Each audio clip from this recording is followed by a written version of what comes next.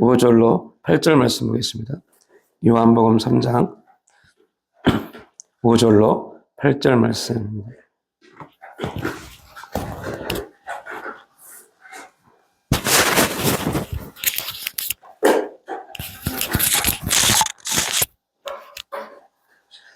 우리 요한복음 3장 5절로 8절 말씀 함께 5절부터 합독하겠습니다. 예수께서 대답하시되 진실로 진실로 내게 이르노니 사람이 물과 성령으로 나지 아니하면 하나님의 나라에 들어갈 수 없느니라. 육으로 난 것은 육이요 영으로 난 것은 영이니 내가 내게 거듭나야 하겠다는 말을 놀랍게 여기지 말라. 바람이 임의로 불매 내가 그 소리를 들어도 어디서 와서 어디로 가는지 알지 못하나니 성령으로 난 사람도 다 그러하니라. 아멘.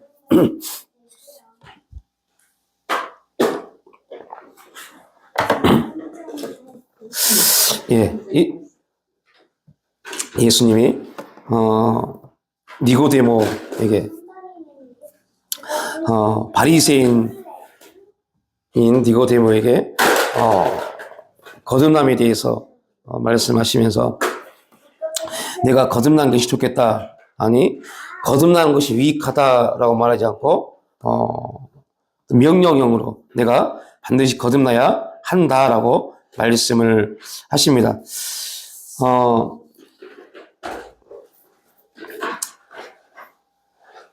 그래서 중요한 부분이 거듭나지 아니하면 하나님 나라에 들어갈 수 없다라고 말을 하면서 반드시 거듭나야만이 그 나라를 살 수 있음에 대해서 또한 그 나라를 소유함에 대해서 말씀을 하고 있죠.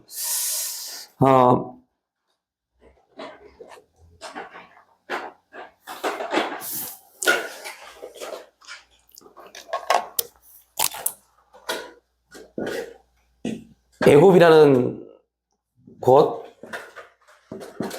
광야, 가나안이 있습니다.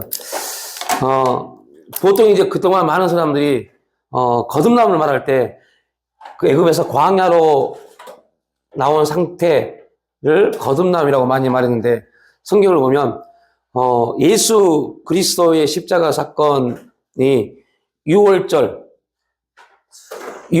어린 양의 성취라고 말을 한다면 애굽에서 6월절이 이루어지죠. 그리고 애굽에서 이스라엘 백성들 애굽 전체에 사망이 임할 텐데 그 중에 고센 땅에 있는 이스라엘 백성들이 거하는 곳에서 사망이 넘어간다라고 말합니다. 사망이 넘어가 버렸죠. 그 사망이 넘어갔다. 사망이 더 이상 고센 땅에 있는 이스라엘 백성들에게는 어떻게 할 수 없다. 이때 이스라엘 백성들은 거듭이 났습니다. 그리고 이제 거듭난 그들에게 하나님이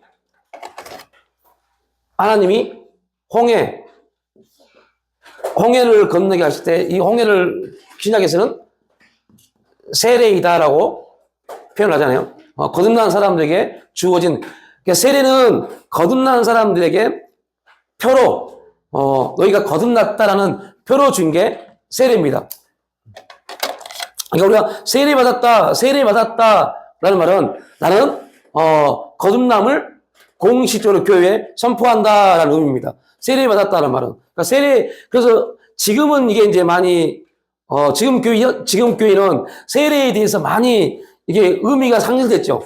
그러나 예전에는 세례 교인이라는 말은 굉장히 중요한 메시지였습니다. 세례 교인입니까? 그래서 세례를 받은 사람들만이 직분을 받았죠.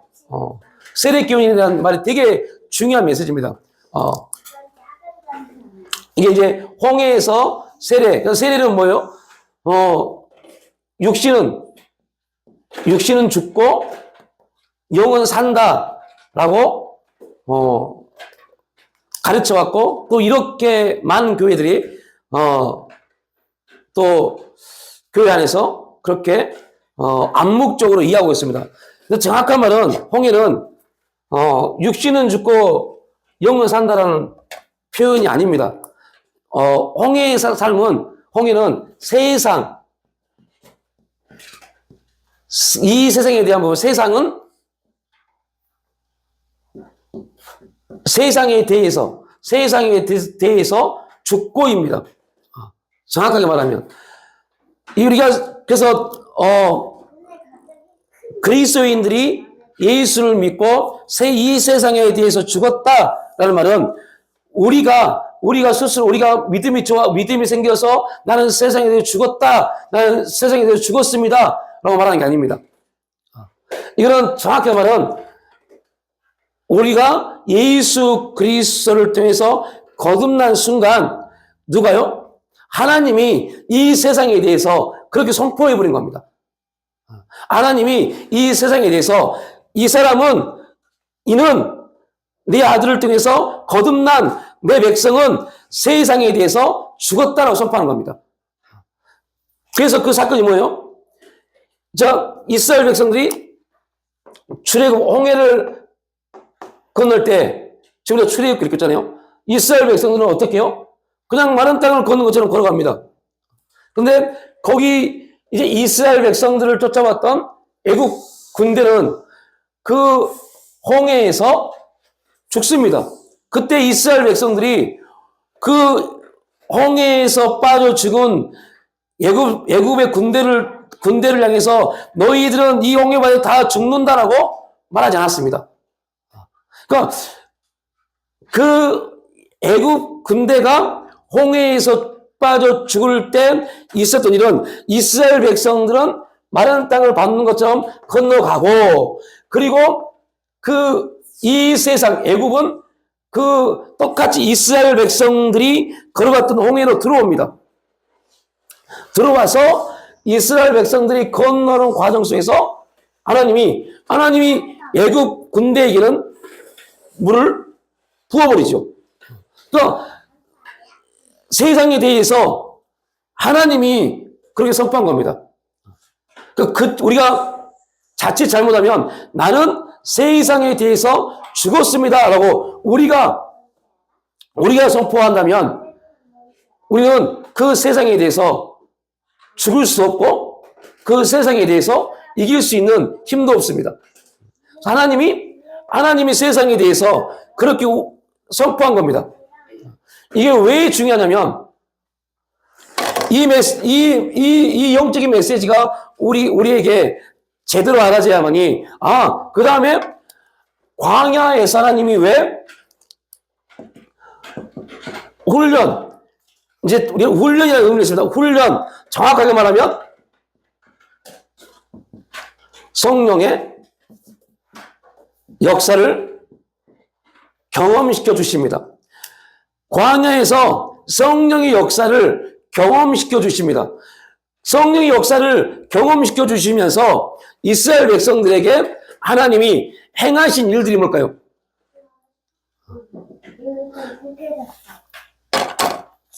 하나님이 광야에서 성령의 역사를 경험시키는 성령과 동행하는 삶을 훈련시키시면서 하나님이 이스라엘 백성들에게 각인시켜 주신 것은요, 하나님이 홍해에서 세상에 대해서 내 백성들은 죽었다라고 선포한 그 객관적인 사건을 여기에서 그들에게 적용시킵니다. 그래야만이 그들이 어디 있어요? 가나안 땅에 가서, 이 가나안 땅에는 누가 살고 있어요? 이 세상 출애굽할 당시에 애굽에 있었던 수많은 신들, 그 신을 섬겼던 그런 민족과 동일한 민족들이 가나안에 있습니다. 그래서 세상에 대해서 죽었다고 하나님이 선포했지만 우리가 이제 성령 안에서 세상과 무관한 삶을 살지 않으면 가나안 땅의 소유는 다 전멸해 버립니다. 어떻게 전멸해요? 자, 가나안 땅에서 가나안의 우상들의, 가나안의 신들에게 정교를 빼앗기면 안 됨에도 불구하고 온전히 여기서 훈련되지 못하면 가나안 땅에 가서 그들은 어떤 일을 행하느냐? 하나님이 아닌 다른 신을 섬기게 됩니다. 이게 전멸입니다. 그러니까 이 광야 훈련에서 하나님이 선포하셨던 이런 이제 이 세상에 대해서 죽었다, 세상에 대해서 죽었다라고 하나님이 온년을 통해서 선포하셨던 그 일을 광야에서 이스라엘 백성들에게 광야에서 적용시키는데 어떤 일이 벌어집니까? 성령의 역사를 경험시킬 땐 이스라엘 백성들이 성령께 온전히 붙잡히마 되지 못하고 성령을 의지하지 못하면 그들은 계속 뭐예요? 원망하고 불평합니다. 그 심지어 뭐라고 합니까? 야, 우리가 그래도 애굽에 있을 때는 노예로 있었지만 힘들었지만 그래도 먹을 것은 잘 먹었는데 이런 말을 하는 겁니다.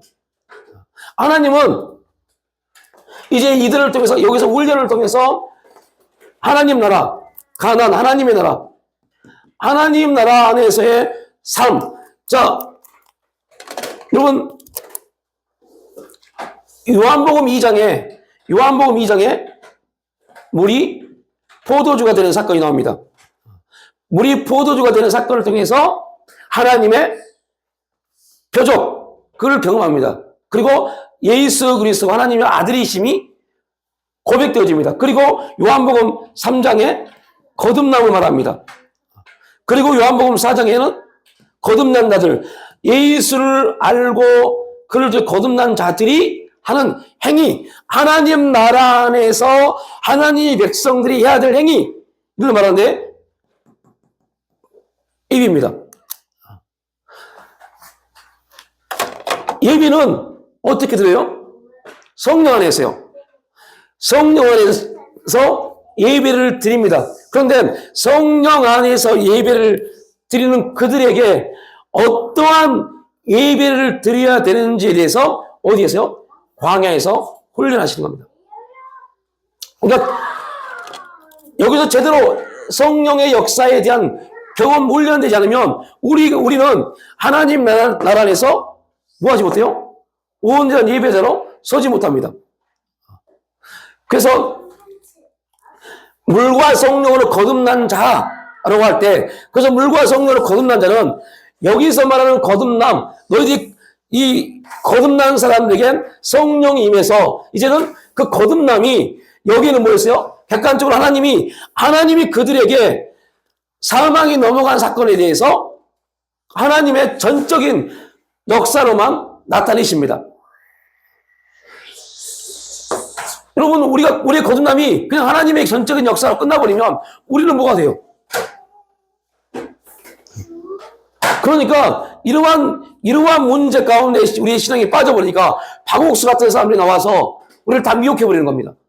너 언제 거듭났어? 당신 거듭남의 비밀을 알아? 당신은 언제 거듭났는데? 어떻게 거듭났는데? 라고 말하면 우리 또한 헷갈릴 겁니다. 내가 언제 거듭났지? 내 거듭남을 말할 수 있을까? 이 문제에 수많은 그리스도인들이 빠질 수밖에 없어요.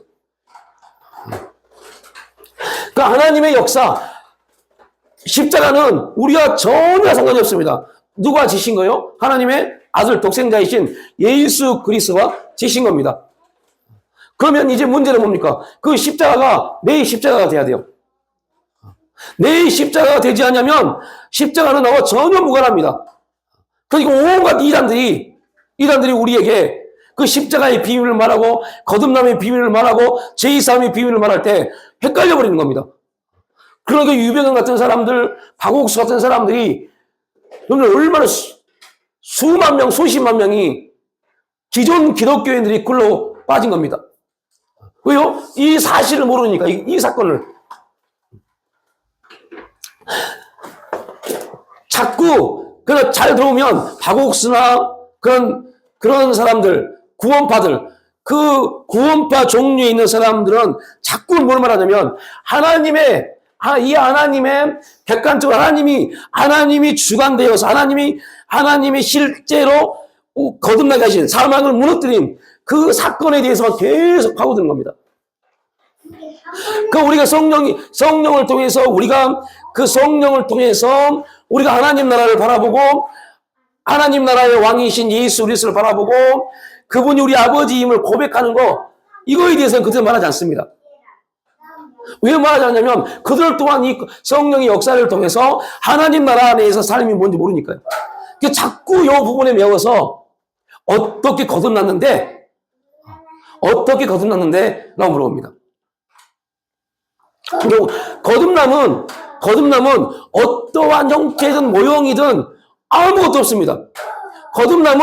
거듭남은 우리와 무관하니까요. 거듭남은 누구의 사역이에요?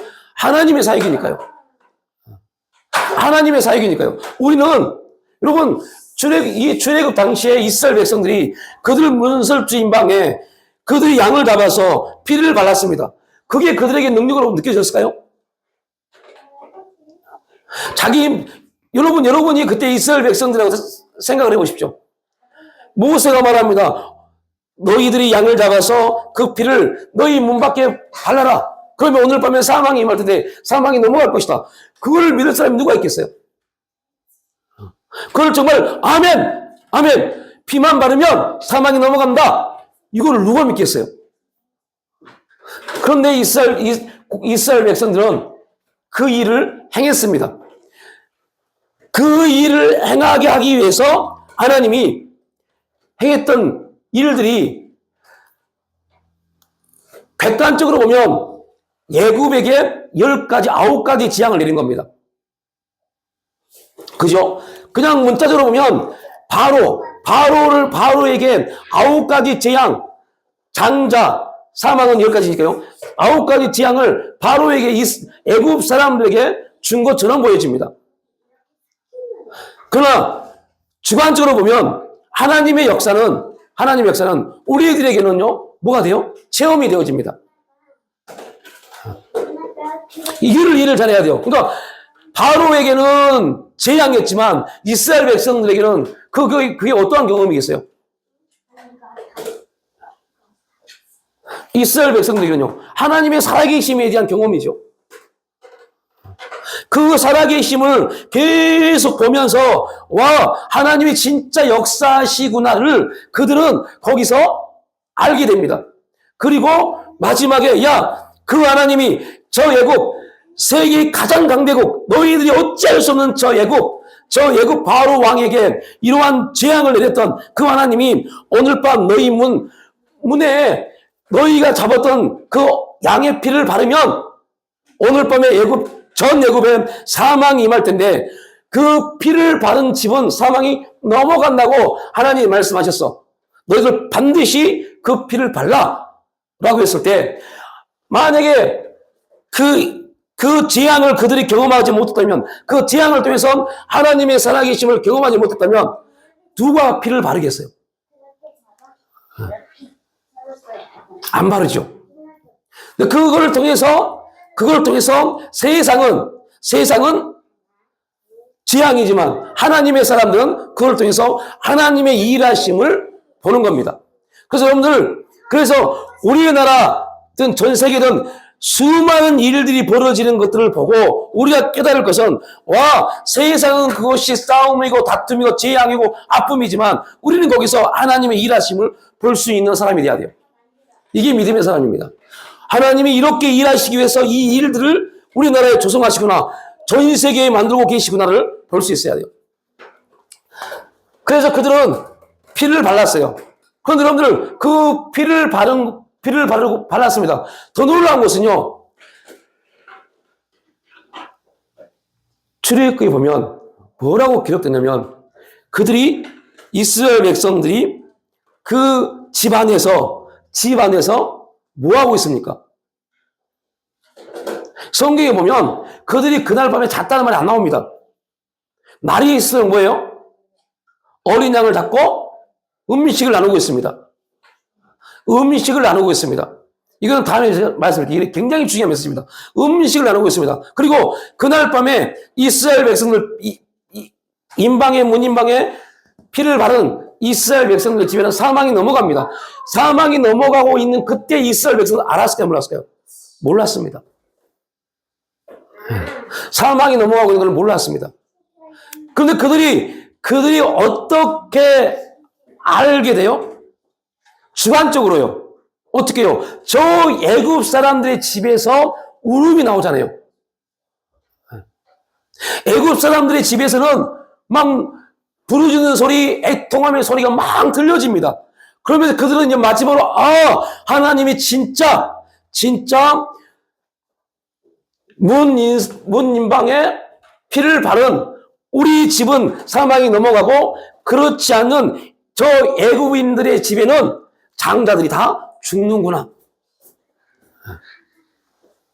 그러면 여러분 거듭남은 이걸 우리에게 적용시키면 우리는 그냥 예수 그리스도가 어떻게 죽으셨고 어떤 방법으로 죽으셨고 어떤 사람들은 그래서 못이 크기가 얼마고 막 그렇게 설명하는 사람이 있어요. 다 필요 없습니다. 우리는 그거 할 필요 없어요. 어떻게 죽으셨고 십자가는 어떻게 매셨고 우리는 몰라야 돼요. 왜요? 이건 우리의 사고가 아니니까. 우리의 사역이 아니니까. 우리는 그냥 나의 죄를 위해서 예수님이 십자가에 죽으셨구나. 이것만 마음 돼요. 믿으면 돼요.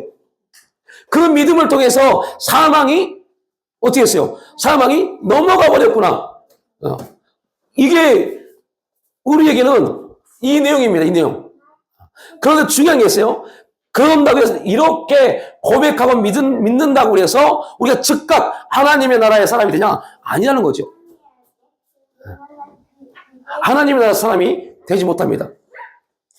그래서 거듭난 그들에게 객관적인 예수님이 이루신 그 사역을 이제 우리에게 적용시켜서 우리에게 나타내셔서 진짜 거듭난 사람으로서 하나님의 나라 백성이 어떤 삶을 살아야 되는지 이게 광야 삶입니다.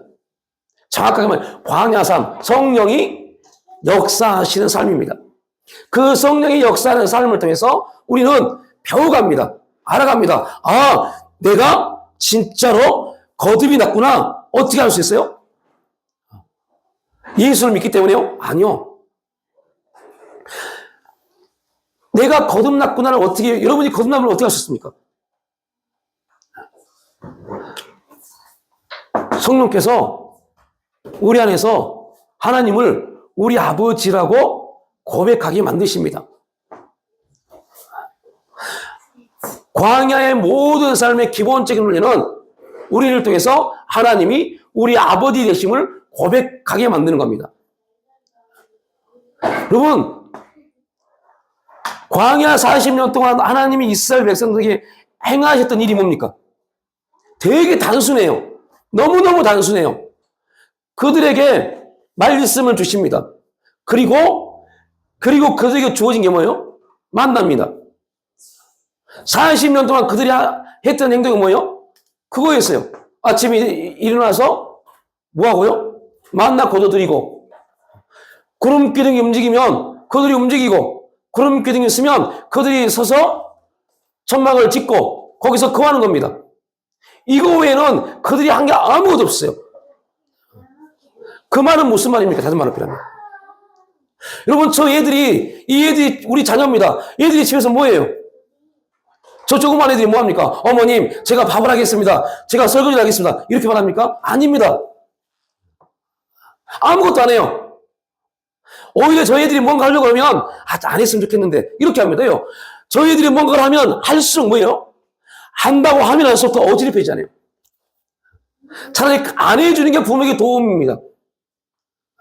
그런데 여러분들, 안 해주는 게 부모에게 도움인데 그 아이들이 그래도 뭔가를 할 때 얼마나 또 부모는 뿌듯합니다. 뿌듯하기보다는 되게 귀여워요.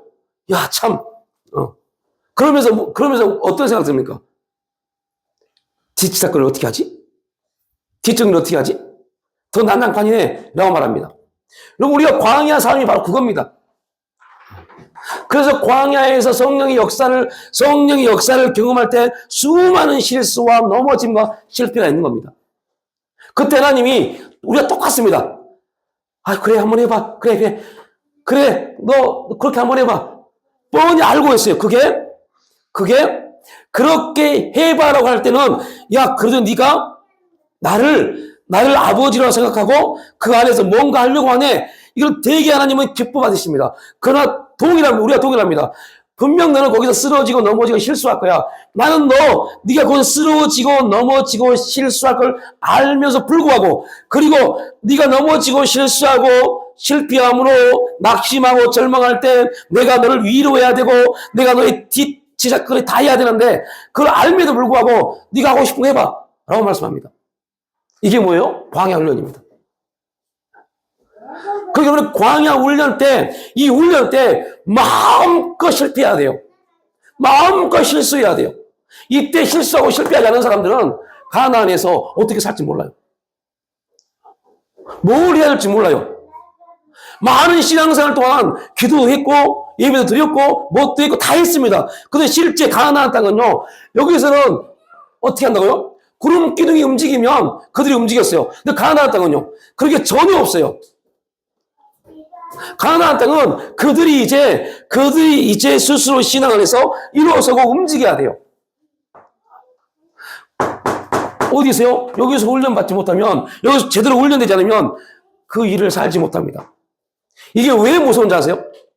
이게 왜 무섭냐면, 가나안은 결국 신약에서는 가나안의 삶이 뭡니까? 예배자예요. 예배자입니다, 예배자. 하나님은 예배를 드릴 자를 찾으러 오셨는데, 예배자인데, 내가 어떠한 예배를 드려야 할지 몰라버려요. 지금 성령이 역사하고 있는지, 뭐한지, 깜깜해버립니다. 난감해버립니다. 왜요? 여기서 훈련을 받지 못해서. 왜 훈련이 안 됐을까요? 훈련이 안 된 이유는요, 실패하고 실수하고 넘어진 것에 대한 두려움 때문에요. 실패하면 어떻게 하지? 실수하면 어떻게 하지? 여러분, 저 애들은 실패하면 어떻게 하지? 실수하면 어떻게 하지?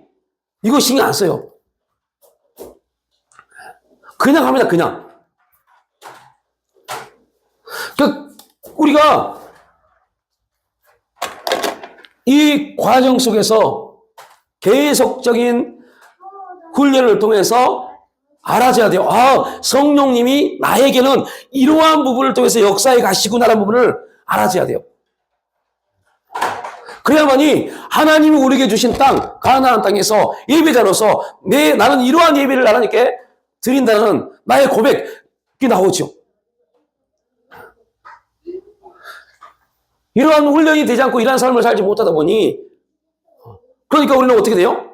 지금도 이 시대에도 성령 안에서 신령과 진정으로 예배를 드릴 지금의 시대에도 그 요한복음 4장에 나와 있는 그 사마리아 여인처럼 어디에서 어떻게 예배를 드려야 됩니까? 라고 물어봅니다. 예배를 어떻게 드려야 되죠? 이 문제에 빠져버리는 겁니다. 예수님이 오셔서 예수님을 바라보고 말합니다. 예배를 어떻게 드려야 되죠? 그건 더 무서운 것은 그 여인은 그렇게 말할 수 있죠. 우리에게 그때 그 요한복음 4장의 사마리아 여인과 예수님과의 그 사건을 통해서 예배에 대한 부분을 던져주고, 그리고 나서 우리에게 그 메시지를 주신 이유가 뭘까요? 이미 요한복음은, 이미 성경은 완전히 기록되어진 사건이잖아요. 그 기록되어진 사건이 우리에게 지금 2000년이 지난 지금 우리에게도 동일한 말씀이라면 우리도 지금 이 문제에 빠져 있다니까요. 신령과 진정으로 예배 드려야 할 예배자들이 어떻게 예배를 드려야 할지 모르는 그런 문제에 빠져 있어요. 자꾸 예배자가 아니라 예배 준비자로 끝나버려요. 어떻게 예배 드려야 되지? 하나님이 나에게 어떤 예배를 원하시지? 이러한 문제에, 이러한 부분에 놓여버립니다. 이거는 우리가 이 하나님의 우리의 인도에 가시는, 역사에 가시는 이 사실을, 이 내용을 알지 못하면 누구나 마찬가지입니다. 그 예배자인데 예배자가 예배를 못 드리는 그런 문제에 빠져버려요. 그러니까 이 광야 훈련, 이 훈련, 이스라엘 백성들에게 나타나진 이 훈련을 통해서 하나님이 이스라엘 백성들에게 보여준 게 뭡니까? 그래서 오늘 더 놀라운 것은 이제 진짜 무서운 일들이 나옵니다. 여기에서 하나님이 거듭이 나서 하나님의 백성이 되어진 이제 진짜 하나님의 백성이 그래서 아직 온전한 하나님의 백성이 되지 못한 그들을 훈련시키십니다. 그런데 거기서 그들이 하나님이 선포하셨던 거, 너는 세상에 대해서 죽었다, 하나님이 선포하신 그 사건을 그들이 뭐하지 못하면요, 받아들이지 못하면 다 죽여버립니다. 무서울 정도로요. 이게 어떻게 보면 우리의 편에서 하나님의 역사를 보면 하나님이 되게 원망스러울 수 있어요. 왜 그러냐면 솔직히 이스라엘 백성들이 광야에서 그들이 주어지는 삶이 솔직히 좋은 게 아니었잖아요. 그래서 애굽을 생각하는 거, 인간적인 논리로 보면 그게 뭐가 문제입니까? 내가 애굽에서 고기 국물도 먹고 참 그래도 힘들었는데 좋았는데 이거 누가 말 못해요? 이거 뭐가 잘못된 거예요? 그런데 그 원망하고 불평했던 그들을 하나님이 죽이신 이유가 뭘까요?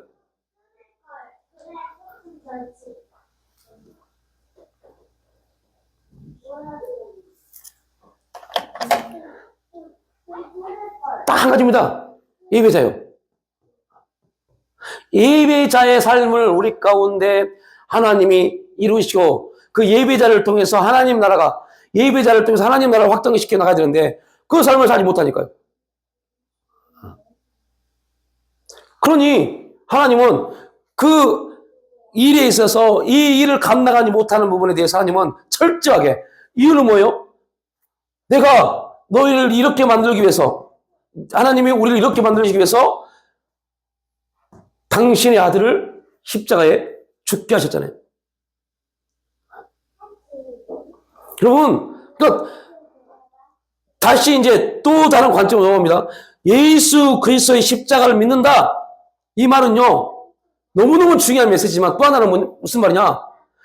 그 십자가 사건을 통해서 이제 우리에게 나타낼 일들을 우리가 성령에 순종하지 못하면 그렇게 된다는 겁니다. 무서운 겁니다. 그래서 십자가 사건이 너무너무 기가 막혀 우리에게 엄청난 축복인데 이제는 그 십자가 사건이 진짜 우리에게 행하실 일을, 하나님이 우리를 십자가 사건을 통해서 단지 죄와 사망의 법에서 해방시키기가 목적으로 그것이 목적일까요? 아닙니다. 단지 구원받는 거, 이게 아닙니다. 단지 구원받는 게 목적이라면 광야 이스라엘 백성들에게 광야를 주시지 않았겠죠. 그냥 가나안으로 옮기셨겠죠. 하나님의 능력이라면 얼마든지 그들을 가나안 땅으로 바꿔서 옮겨서 그들의 생각을, 하나님의 능력이라면 그들의 생각을 바꿀 수도 있었을 겁니다. 그런데 하나님이 왜 그들의 생각을 강압적으로 하나님의 능력으로 확 바꾸지 않으시고 이 과정을 거쳐갔을까요? 이 과정을. 그래서 성경은 우리가 말합니다. 우리에게 하나님이 뭘 받으신다고요? 순종이요. 순종이라는 게 뭡니까? 우리의 의지를 들여서 하는 행위입니다. 여러분, 순종과 불순종은요, 무슨 차이예요? 어디를 바라보냐에 따라서 달라지게 나오는 겁니다. 똑같은 순종인데 하나님을 바라보면 순종이고 이 세상을 바라보면 불순종입니다. 순종인데 이 세상을 바라보면 불순종이고 하나님을 바라보면 순종입니다. 하나님은 광야에서 이 훈련을 시키신 겁니다. 왜요? 그 순종하는 자들만이 뭐 할 수 있으니까요? 예배자가 되니까요.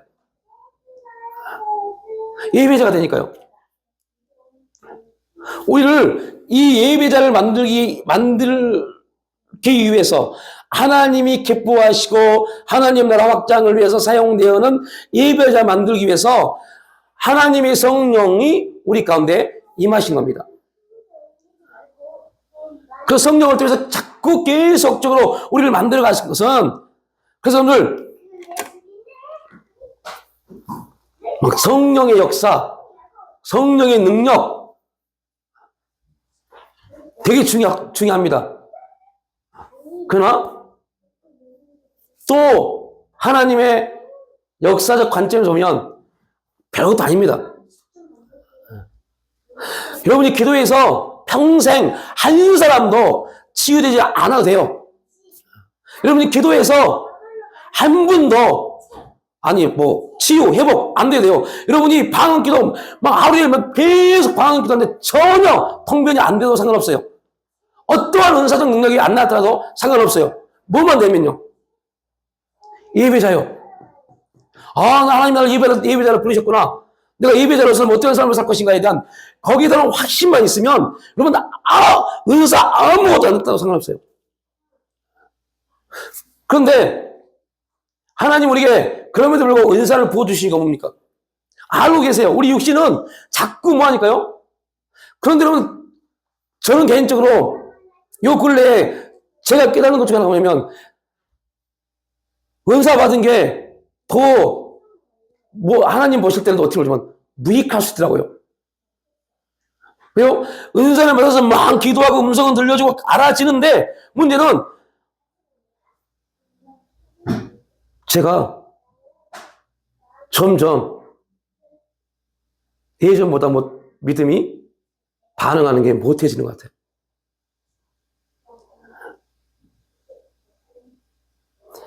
하나님의 말씀을 하시고 하나님의 깨닫게 하시고 하나님의 인도하심이 있음에도 불구하고 상황은 더 어려워지니까요. 환경은 더 힘들어지니까 아예 아무것도 모르는 게 더 나을 수 있었겠다. 왜요? 무조건 기도하면 되니까. 이러시더라니까요. 이렇게 말하면 배부른 소리 안에 할 수 있어요. 지는 경험해 봤으니까 그렇게 말할 수 있어요. 그 경험을 하면서 요즘 느낀 게 그겁니다. 차라리 경험을 하고 은사를 경험하고 기도하면서도 그럼에도 불구하고 순종의 자리, 감사의 자리 가지 못하면 차라리 아무것도 안 느껴지고 아무것도 못하고 방언도 못하고 아무것도 안 해도 그냥 하나님의 살아계심과 역사하심과 하나님이 나를 훈련시키고 인도해 가실 이 사건이 확신이 된다면 굳이 할 필요가 없어요. 굳이 할 필요가 없어요. 방언 기도요? 내 유익, 내 덕을 세우는 겁니다. 그러면 여러분이 생각하면 돼요. 내가 하나님의 덕, 오이코도메요. 하나님의 성전으로서 이 부분이 세워졌다. 하나님의 성령 나와 함께 하신다. 이것만 확신이 있으면 할 필요 없어요. 예전에는 그냥 방언 기도를 굉장히 많이 하는 게 유익이라고 생각했어요. 아니더라고요. 많이 하는 게 유익이 아니더라고요. 예전에는 뭐든지 많이 하면 좋다고 생각했어요. 그런데 돌이켜보니까 많이 해서 좋은 것도 있겠지만 어떠한 부분에서는 많이 한 것이 유익함은 또 아니더라고요. 그러니까 제가 이 말씀을 잘 이해해야 돼요. 무슨 말이냐면 그렇게 해도 여기서 하나님 이스라엘 백성들이 어땠습니까? 엄청난 기적을 경험하잖아요. 엄청난 기적을 경험함에도 불구하고 그 기적을 경험했음에도 불구하고 물 때문에 원망하잖아요. 이런 돌이켜보면 우리가 그 당시 이스라엘 백성들하고 생각해 봅시다. 출애굽을 경험했어요. 이스라엘 백성들이 애굽에서는 애굽 사람들에게는 재앙이지만 이스라엘 백성들은 하나님의 살아계심을 체험했습니다. 홍해를 통해서 엄청난 기적을 경험했습니다. 그리고 그 홍해를 건너고 나서 막 소구를 치고 여호와를 찬양하며 이제 우리가 내일부터 요한복음 출애굽 15장이 있습니다. 출애굽 15장은요 모세가 출애굽한 다음에 하나님께 올렸던 찬양이십니다. 엄청난 고백을 합니다. 그 이스라엘 백성들의 고백입니다. 그런데 그들이 그 다음에 뭐라고요? 출애굽하고 사흘길 목이 마른지라 물은 있긴 있어요. 근데 그 물이 어떤 물입니까? 쓴물입니다. 그 쓴물 여러분 뭐를 경험했어요? 홍해가 갈라지는 사건을 경험한 그들이 그 쓴물 가지고 원망하면 안 돼요? 안 돼요. 그들이 어떻게 고백했어야 돼요? 야, 홍해를 가르시고 우리를 인도하신 다음에 예굽인들을 다 수장시켰던 그 하나님이 이 쓴물 하나 못 바꿀까? 이렇게 고백해야 돼요. 우리는 알고 있기 때문에 이렇게 말하지만 우리도 동일하게 아이씨 쓴물 진짜 너무하네. 우리도 그렇게 말했을 겁니다. 진짜 너무하시네. 우리가 뻔히 이 길로 가는 걸 알았으면, 뻔히 이 길로 간 걸 알고 이쯤 되면 목이 마를 걸 알았다면 이곳이 쓴물일지라도 단물로 바꿔주셔야지 우리의 기도입니다. 우리 원망하는 기도. 하나님 이럴 수 있습니까? 아니 쓴물이 뭐예요? 쓴물이.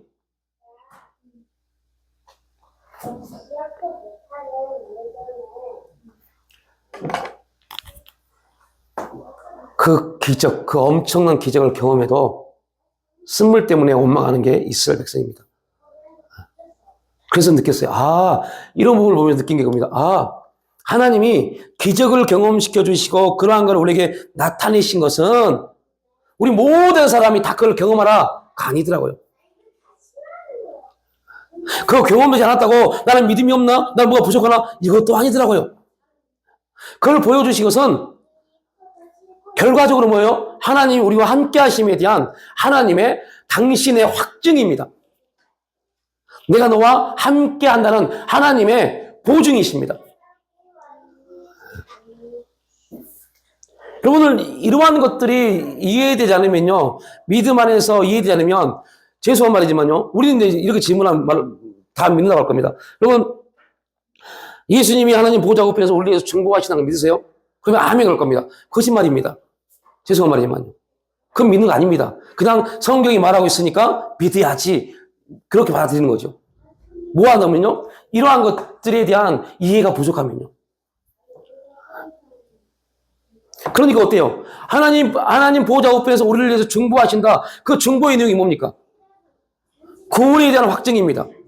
하나님이 약속하셨던 그 약속이 우리에게 반드시 이루어질 것에 대한 보증입니다. 그런데 여러분 삶 속에서 얼마나 원망하고 불평합니까? 왜 그래요? 예수님 우리를 중보하시는 사실이 우리에게 믿음으로 완전히 와닿지 않기 때문에요. 믿음이 반응하지 못하니까요. 그냥 그랬으면 그렇겠지 뭐 성경이 그렇게 말하니까 그렇겠지 그냥 믿어야지 이렇게 있으니까요. 그럼 믿는 게 아니시죠. 그럼 뭐가 똑같아요?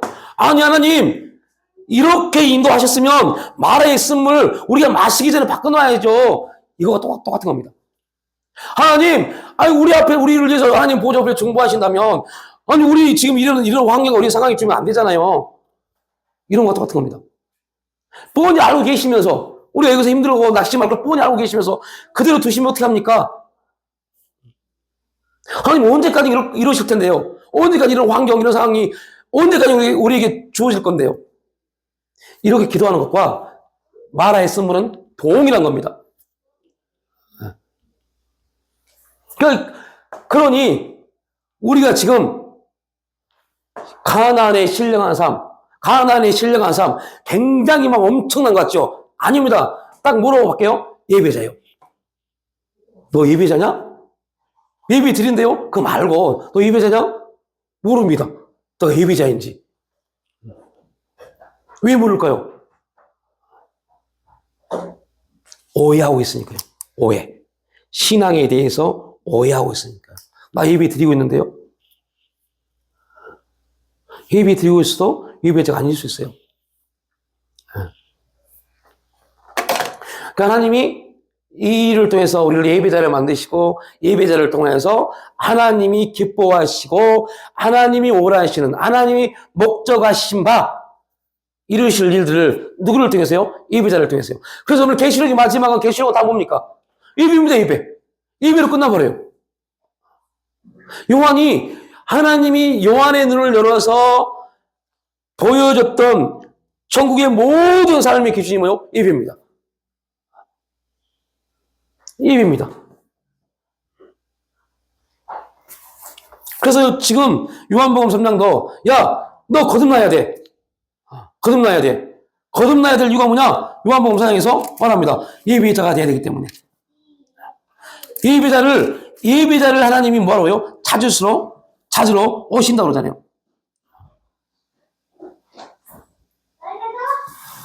예배자를 찾으러 오십니다. 가나안 땅에. 그러니까 여러분들 동일합니다. 뭘 보셨어요? 가나안 땅에 그들이 입성했어요. 가나안 땅에 입성했습니다. 그리고 그들이 가나안 땅에서 막 가나안 땅을 점령합니다. 막 점령합니다. 그들은 누굽니까? 여기서 하나님의 살아계심과 하나님의 역사하심과 하나님이 우리를 왜 가나안 땅에 보내심을 알았던 사람들이요. 그들은 가나안 땅을 뭐였어요? 점령했어요. 그들은 언제나 뭐였어요? 예배자였어요. 또 더 중요한 게 뭡니까? 가나안 땅에서도 어떤 일이 벌어져요? 이걸 다 경험하고 왔던 그들 중에서 아간이라는 사람이 나온다니까요. 무서운 겁니다. 그리고 그들이 가나안 땅에서 점령합니다. 점령해서 가나안 땅을 다 분비합니다. 그리고 놀라운 일이 뭐냐면 어떤 일이 벌어지냐면 그들의 다음 세대들. 여러분 그래서 자꾸 말하지만 우리가 오늘 행복을 누리는 가정, 행복을 누리는 가정은요 그냥 부부가 둘이 사이좋게 지내는 게 아닙니다. 우리의 그 가정의 모든 구성원들이 그리스도 예수 안에서 성령을 통해서 뭐가 되는 거예요? 예배자가 되는 거예요. 그런데 가나안 땅에서 그들이 뭐 했습니까? 예배자를 만들지 못했어요. 그들 다음 세대들요. 그런데 하나님이 또 그들에게 뭘 줘요? 애굽이요. 사사기라는 엄청난 암흑을 줘버립니다. 여러분 놀라운 거 보세요. 하나님이 이스라엘 백성들을 애굽에서 몇 년이요? 430년이요. 400년으로 잡고 400년이요. 가나안 땅에서 가나안 땅을 점령했던 1세대들은 예배자였습니다. 그러나 그들이 그 다음 세대에게 예배를 가르치지 못함으로 인해서 그들이 뭘 잃어버렸어요? 예배자의 삶을 잃어버렸어요. 잃어버리고 그들에게 주어진 게 사사기 암흑 400년입니다. 또 400년의 노예를 줍니다. 400년 동안 계속 노예 생활을 합니다. 그럼에도 불구하고 중간에 누구를 통해서요? 사사를 통해서 10년, 5년, 8년, 몇 년 동안 또 하나님의 살아계심을 경험합니다. 그들과 하나님의 살아계심을 사사기를 통해서 경험시켜 주신 이유는 뭘까요? 사사를 세우신 이유가 뭘까요? 여러분, 이것만 마칠게요. 굉장히 재미난 이 사이클이 있어요. 그게 뭐냐면, 예를 들면, 가나안 땅을 다 점령했어요. 그리고 하나님의 능력이라면 바로 누구를 보낼 수 있어요? 사무엘이요.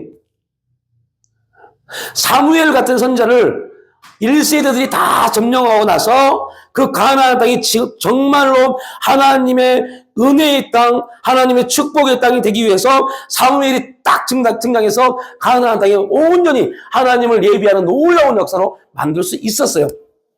그런데 하나님이 사무엘이 나오기까지 몇 년을요? 400년이요. 400년이라는 시간 동안 그들이 광야도 아닙니다. 어디에서요? 가나안 땅에서요.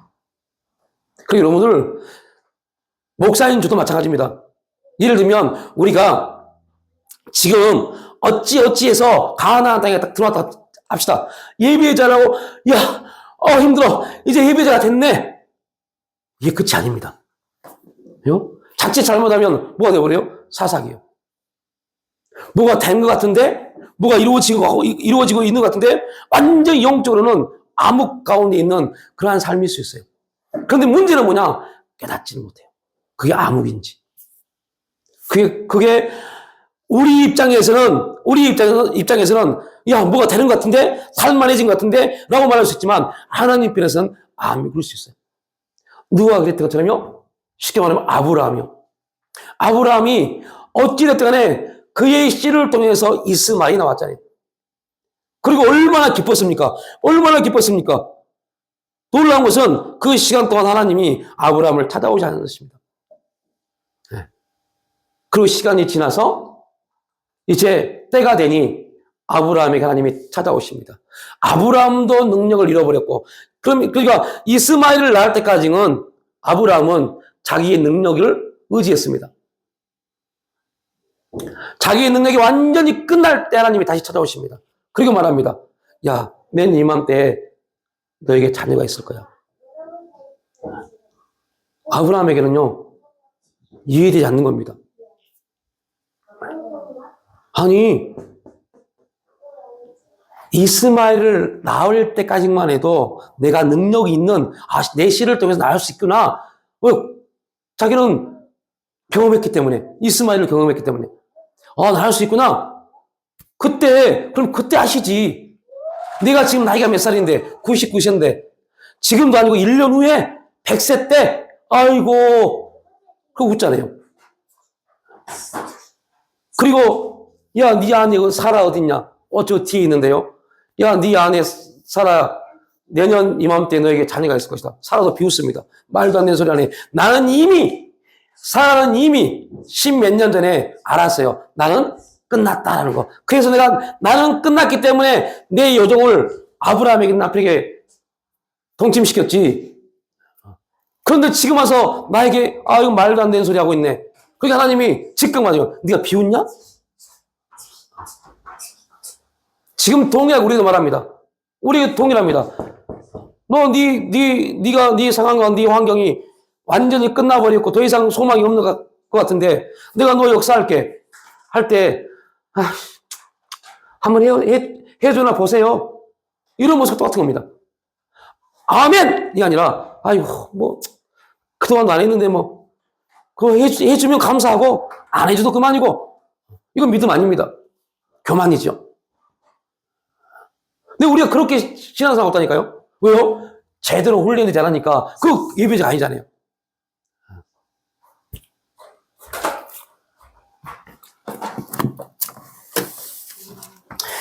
그러니까 우리가 성령을 통해서 자꾸 우리의 생각을, 관심을 땅이 아니라 어디에요? 하늘에 둬야 돼요. 땅이 아니라 하늘을 바라보고 하늘에 둬야만이.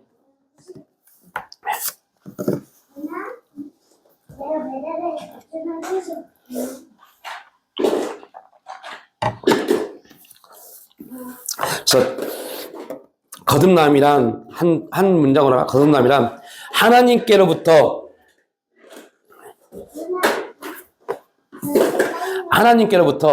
분리되어서 마귀를 따라 살던 사람이 성령의 능력과 역사를 통해서 하나님의 자녀, 하나님의 나라 안에서 다시 그 예배자가 하나님을 기쁘시게 하는 그런 사람으로 새롭게 태어난 것이 거듭남입니다.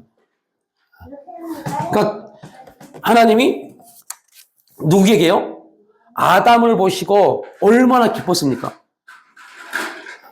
그러니까 아담에게 에덴 동산에 있는 짐승을 다 이끌어 오는 겁니다. 뭐 하도록요? 이름을 짓도록요. 그리고 아담이 더 놀라운 것은요. 그래서 그러면 성경을 때 그게 아무런 의미가 없는 게 아니라 엄청난 의미가 있는 겁니다. 아담이 부르는 것이 곧 그들의 뭐였다? 이름이었다고 말합니다. 그만큼 하나님은 아담이 하는 모든 것을 기뻐 받으신 겁니다. 왜요? 그때까지는 아담은 뭐예요? 예배자였기 때문에요. 에덴 동산이라는 예배당의 예배자였어요. 기쁨의 예배자. 그런데 그 예배자 가운데 뭐가 들어요? 사탄이 딱 들어옵니다.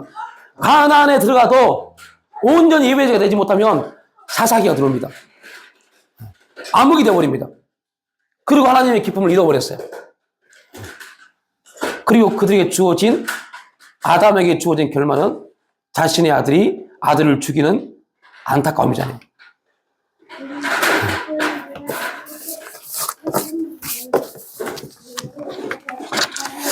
그래서 이러한 예배에 대한 부분들, 하나님이 우리를 거듭나게 하시고 하나님의 거듭남을 통해서 우리 그 거듭남을 우리에게 적용해 가실 때 광야의 성령 안에서 그 거듭남이 뭔지에 대해서 우리에게 말씀하시고 깨닫게 하시고, 그 거듭난 사람이 어떠한 거듭난 사람은 결국 뭐요? 예배자입니다. 근데 그 예배자의 삶을 살기 위해서 우리가 어떠한 삶을 예배자가 되기 위해서 어떠해야 되느냐? 철저하게 누구요? 성령의 지배를 받는 삶을 살아야 됩니다.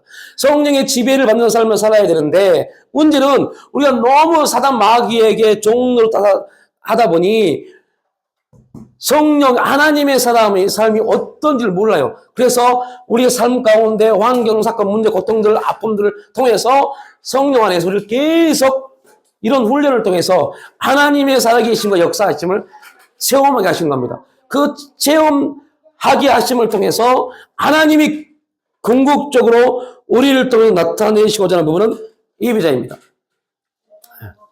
그리고 이 다음이 있어요. 그거는 다음에 말씀드리겠습니다. 예배자입니다. 일단 예배자입니다. 예배자로 세워져야만이 그 다음에 나타날 영적 승리들의 거룩한 일들이 우리에게 주어지는 겁니다. 그래서 1차적으로, 그래서 여러분들, 여기서 나타나고 있는 수많은 것들, 여기서 나타나는 수많은 일들은 아무것도 아닙니다. 이렇게 말해 죄송하지만 아무것도 아닙니다. 기도에 있더니 어떤 일이 역사 아무것도 아닙니다. 그건 단지 뭐라고요? 성령이 나를 통해서 함께 하심에 대한 알게 하신 것 뿐입니다. 그러한 역사가 나타나도, 그러한 엄청난 경험을 해도 그가 여기서 예배자가 되지 못하면요, 다 도루묵입니다. 경험 안 하느니 못해요. 하나님이 왜 경험시켜 주셨는지를 빨리 깨달아야 돼요. 근데 오해하는 사람들은, 영적으로 오해하는 사람들은요, 자기들에게 뭐 능력이 더 착하게 버립니다. 그게 아닌데, 능력이 아닌데, 지금 나를 뭐를 만들려고, 예배자 만들려고 하나님이 그거 경험시켜 줄 것 뿐인데. 그러니까 오해하는 사람은 어떻게 오해해요? 자기가 어떤 능력이 나타나면 자기는 하나님이 사랑하시고 기뻐하신다라고 착각해 버려요. 어디에 있으면서요? 여기가 있으면서. 이러한 안타까운 일들이 우리 신앙 가운데 너무너무 많습니다.